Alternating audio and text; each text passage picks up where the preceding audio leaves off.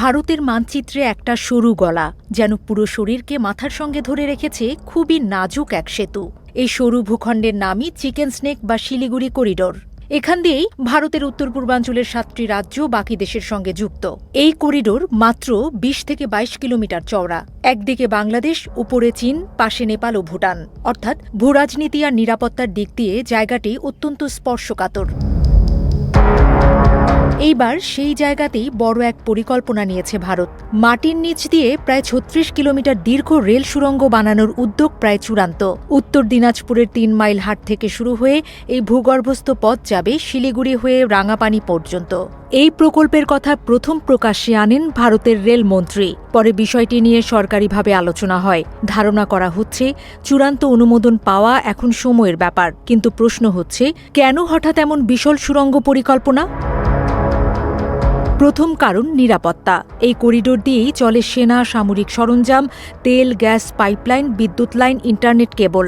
ফলে যে কোনো সংঘাত বা প্রাকৃতিক দুর্যোগে যদি উপরে থাকা যোগাযোগ ক্ষতিগ্রস্ত হয়, পুরো উত্তর পূর্ব অঞ্চল প্রায় বিচ্ছিন্ন হয়ে যেতে পারে।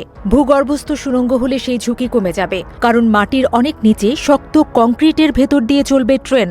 আক্রমণ হলেও যোগাযোগ বন্ধ করা কঠিন হবে। দ্বিতীয় কারণ সামরিক কৌশল।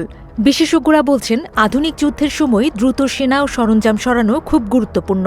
এই সুড়ঙ্গ দিয়ে নিরবচ্ছিন্নভাবে সেনা চলাচল করা যাবে। এমনকি জরুরি অবস্থায় দীর্ঘ সময় সেনারা ভেতরে অবস্থানও করতে পারবে।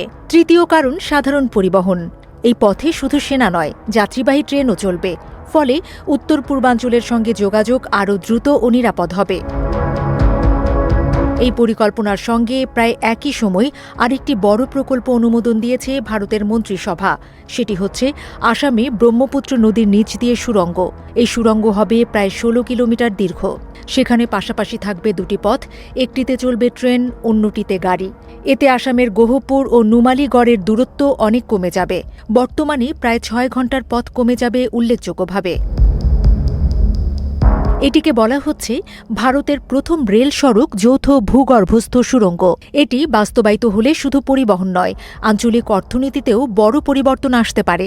এই দুই প্রকল্পই অনুমোদন পেয়েছে প্রধানমন্ত্রী নরেন্দ্র মোদীর নেতৃত্বাধীন মন্ত্রিসভা বৈঠকে। বিশ্লেষকদের মতে বিষয়টি শুধু উন্নয়ন নয়, বরং একটি দীর্ঘমেয়াদী কৌশল। কারণ আজকের বিশ্বে অবকাঠামো মানেই শুধু রাস্তা বা রেল নয়, সেটি জাতীয় নিরাপত্তারও অংশ।